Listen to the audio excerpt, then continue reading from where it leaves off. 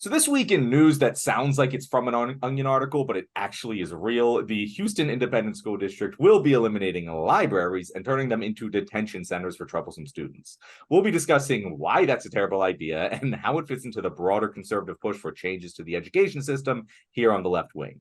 I'm John Cooper from Counterpoint Politics, joined by my co-host Dr. Erica from Cocktails and Capitalism, TJ Whitehead from Powers Taken Not Given, and first-time guest Craig of Voices from the Left podcast. With that, let's get to it. So this change is being brought on by Mike Miles, and his plan is called the New Education System. He'll be transitioning the district's 28 librarians into new roles within their schools, which to me sounds like they'll have a job this year. Then after that, they're probably screwed. But the libraries will be turned into what is being called team centers, where students who are pulled out of class for behavioral issues will be taken to attend class virtually from what was formerly the library. Obviously, turning the libraries into discipline centers has sparked criticism, but Miles is denying that they're disciplinary centers at all, saying, quote, "They're not a place for discipline. That's a place for kids to learn." Quote, "It's true that we're not going to have traditional libraries. That doesn't mean we're doing anything with the books. The books are still there and kids can still read them." Now, it should be fairly obvious to anyone who's ever attended any school ever, but that line's a crock of shit.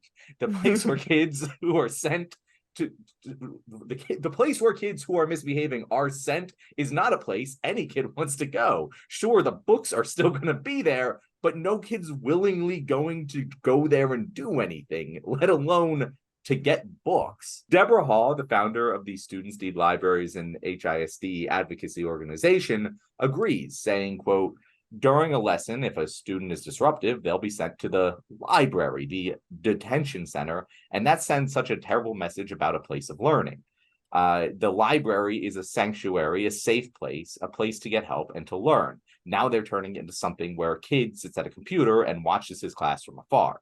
Now, let it be noted that so far in this introduction, I have not mentioned anything about the racial demographics of the school that we're talking about. Would anyone like to wager a guess as to whether or not this is a majority white school district?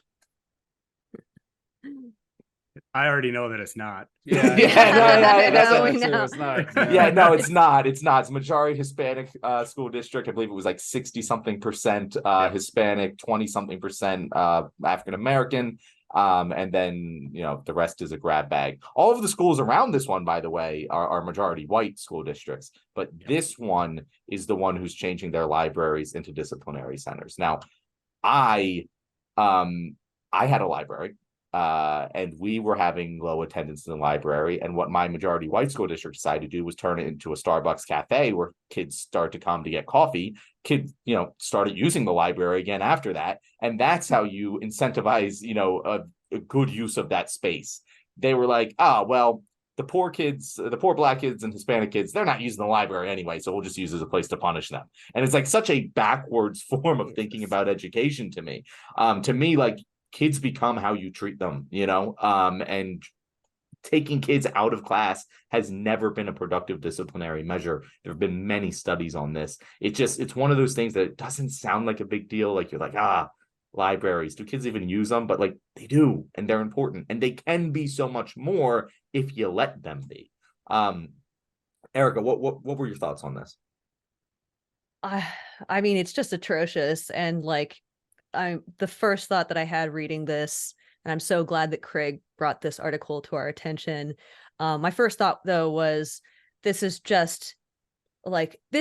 the school to prison pipeline, like just manifest in the form of a library. Like, what the fuck? That's so dark.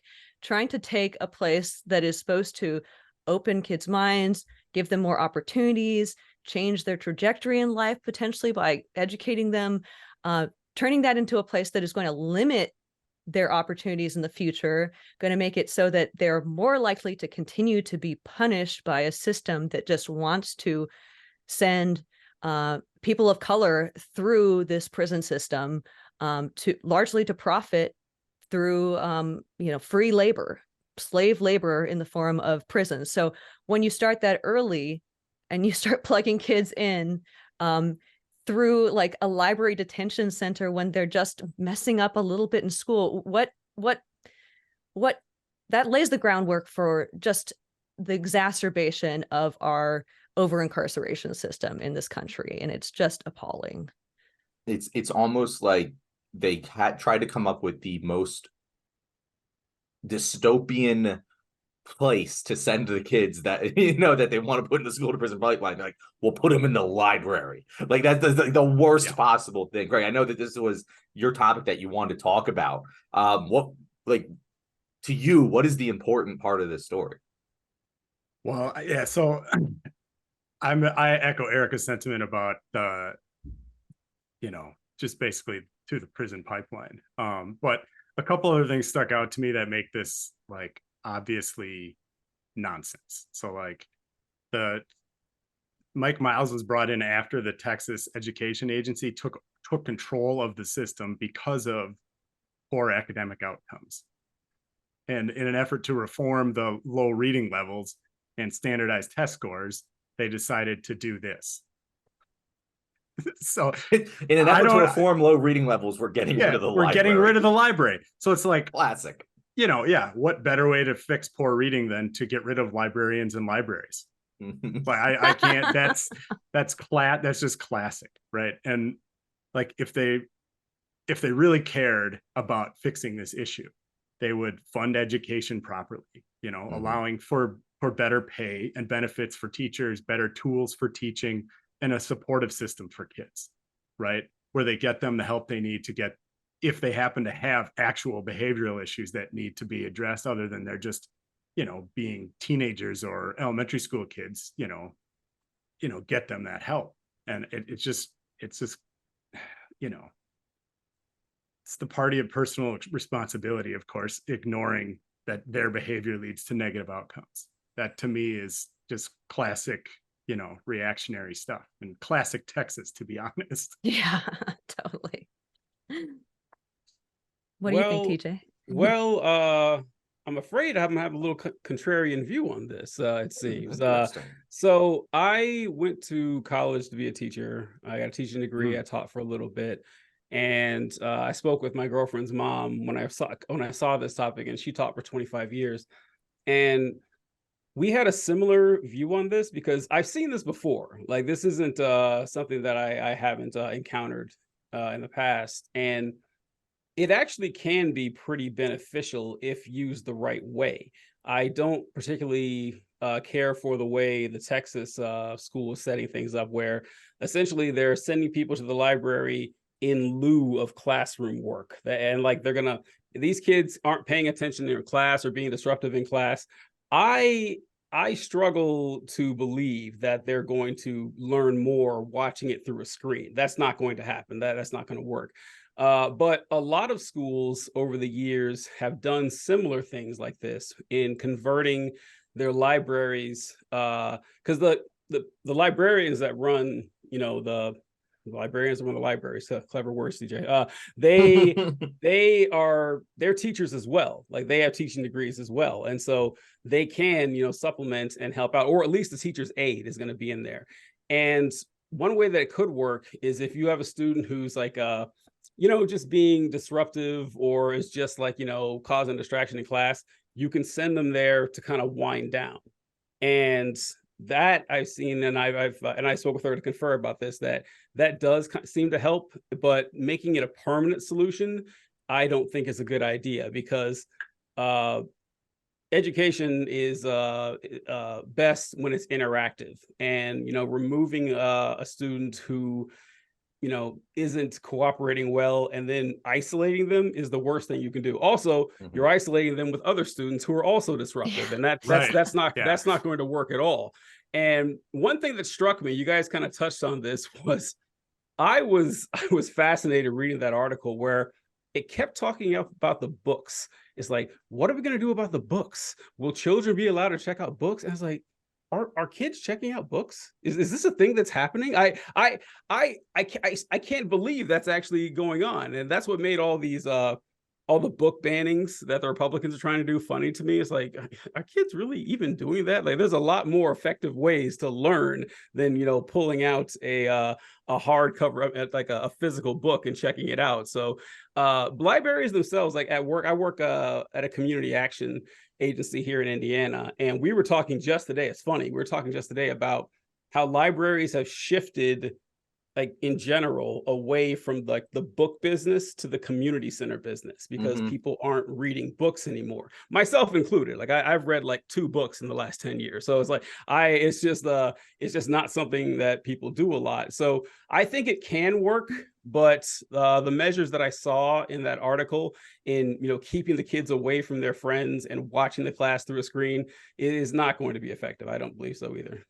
Yeah, no, and it is interesting that you mentioned that, because I think that really ties it to a lot of the broader problems here, right? Because as I said, yeah, okay, kids aren't using the library for books necessarily, but what kids, like, I know when we used the library, like, it was a second space to be. For you had study hall, you know, you didn't have a class period. It was after school, before school, whatever. That was a place where a lot of kids ended up going, just hanging out. There were resources there. There were the librarian was someone. I mean, the librarian was also our football coach, but like that. but like, you know, we would go there. We'd hang out. Like the football team would go to the library in the morning. We'd go. We'd work out. We'd shower. We'd go to the library in the morning before class. You know, and hang out with the football coach. And, you know, we'd also get lessons on how to research, you know, in the library and like those sort of things. And it's a lot more valuable of a space for just normal everyday students to be than wandering the halls aimlessly and getting into trouble. By using the library as a place to just hold the bad students, you're stopping the good students from being there, essentially. And I even hate that I just said that, because the other thing I was thinking of is the Karate Kid. I don't know if anyone in our audience has seen the original Karate Kid, but one of my favorite lines in movies ever comes from the Karate Kid when Mr. Miyagi says, "There's no such thing as bad students, only bad teachers." And that is a lesson that I've taken to heart since I was a kid. And when I teach kids, I don't teach in school, but I teach wrestling, I teach jujitsu, I work with kids a lot. And I put it on myself. If there's a kid that isn't cooperating in class, if there's a kid that, you know, is acting up, whatever, that's my fault. I'm not doing the best I can to make sure that they're getting the lesson that they need. And this system, it shows the broader conservative idea, I think, of, okay, well, we have these people who aren't jiving with what we want. We're just going to take them and put them over there and screw them. We're going to take the kids that are misbehaving. We're not going to take responsibility for giving them the education that they deserve just as much as everyone else. They're getting a worse education than what used to be the library. We're not going to give the homeless people the resources they need to get their lives together. We're just going to take them and put them over there. We're not, you know, and like that just siphons to every, you know, like piece of conservative thought process, but also I feel like it's ingrained in the American thought process as well. It's like, oh, well, yeah, of course we got to punish the kids who are misbehaving, but whose fucking fault is it that they're misbehaving? It's the people who are punishing them. It is. You see this a lot whenever conservatives talk about like crime in cities, and they say, okay, well, so their way of thinking is just so incredibly, insultingly simplistic. And they think, okay, so crimes are committed by bad people, and bad people commit crimes because they're bad. So if we lock up the bad people, the crime will stop. Well, that doesn't work, and it's never worked. And like the crime keeps happening, and they refuse to address all the of human history that has never worked one time. And I also like that they love to say, so like when you want to say, hey, listen, we gotta, you know, invest in communities and invest in individuals to help them, so, you know, they're less likely to, you know, become addicted to substances and commit crimes and be violent. And they say, listen, you give a man a fish and he eats for a day, teach a man to fish and he can eat for the rest of his life. And I was like, okay, so let's teach the man to fish. They're like, no, fuck that. No, fuck, they go to the library. What? Okay, then what do you want here? Yeah, it's vapid and ridiculous. So TJ, I got a question about something you said earlier, and it ties in kind of to the article. So it doesn't talk about like the specifics about how long the kid would be taken out of class. Like you know, whether it's permanent for the entire class, if it's like a timeout, you know, for 5 minutes. And did you, when you talked to that person that you talked to about it, did they have, like, how did they do that? Was it for like all the rest of the day? Was it just for that class? Like, do you know how they did that? No, it was like, I mean, it was just maybe for a class. I mean, 'cause I was worried about the fact that this was going to be some kind of permanent solution, that, you know, little Michael here is always acting up in class, so we'll take him away from the class, and the rest of the semester he's going to have the class in the library, which I once got reading it, I couldn't tell, but it seemed like they were heading in that direction, and that is like the worst thing you can do. So if it's a temporary thing, to just, because sometimes, I mean, you know how it's this way as an adult, it's certainly this way as a child, where you just have bad days. It's just going to happen. And maybe it is better to just cool down and relax. And, you know, the media staff working there, they're teachers as well. And they can help. Maybe they can give you some one-on-one stuff, or, you know, 1-on-5, whatever it has going on there. But I don't like that they call it detention centers. I really didn't like that. That bothered me, because it has an incredibly negative connotation that, hey, this is like a, you know, junior prison, and that certainly doesn't help. Well, TJ, to be fair and to be accurate, I don't want to be fair, but I'll be accurate.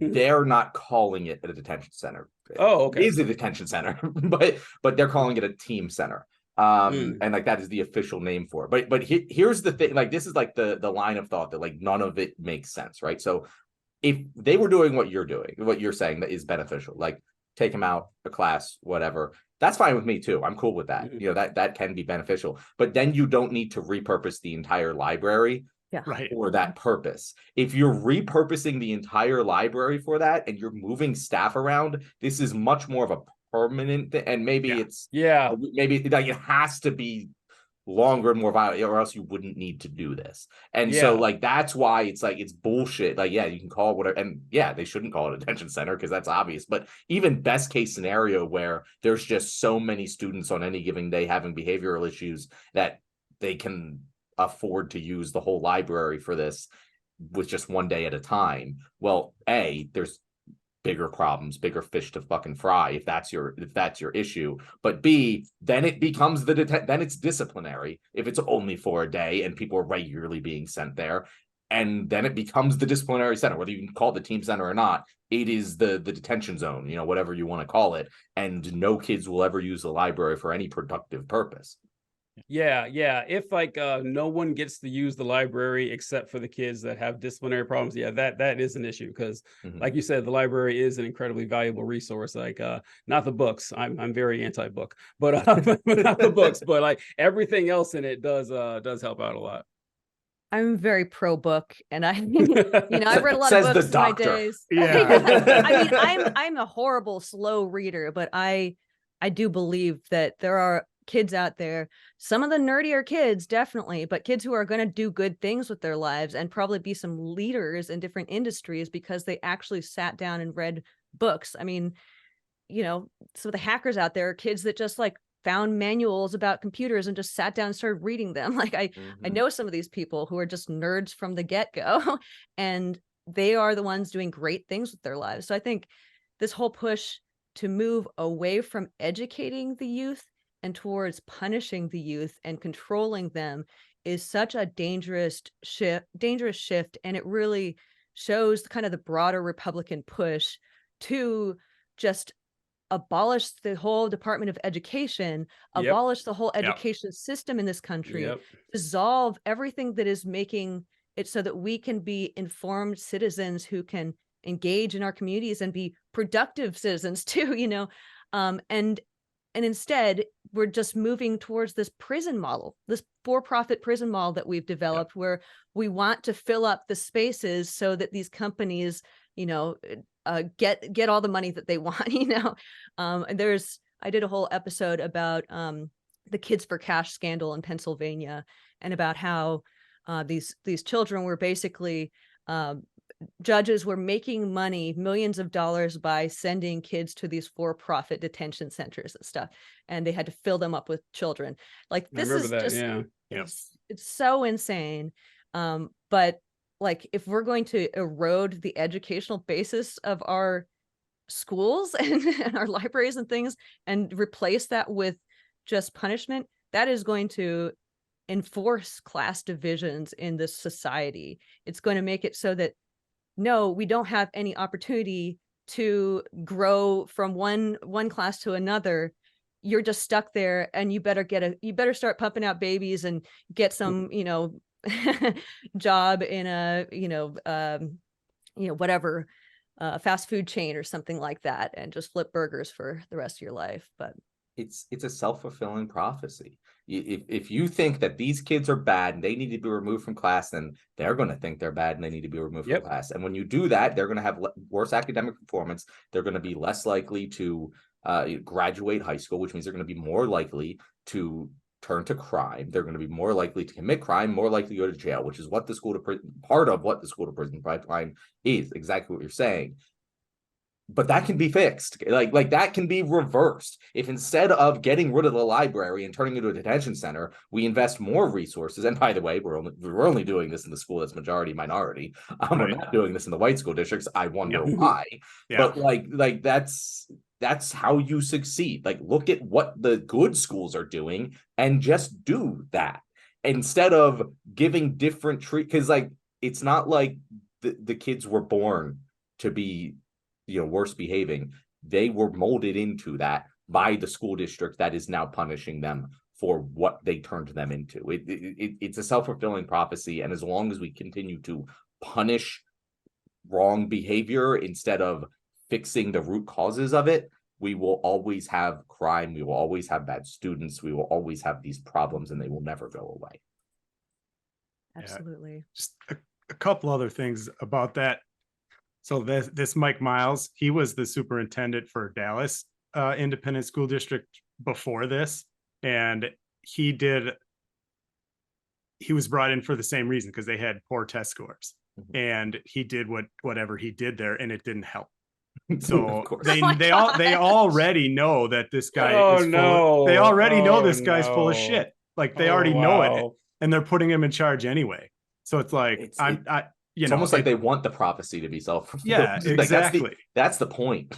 Yeah, and the other thing is, to the point of like, how do you help stop this type of, how do you help stop the bad behavior, quote unquote, and like help people learn? Like, yes, the schools are part of it, but like, and I know, especially being a parent myself, like you have a responsibility as a parent to make sure that your kid is learning, right, and is participating in school. And so when you have people that might already be in and out of jail themselves already, and they have kids, they already may not be giving them the support they need for one reason or another because of the way they were treated when they were kids.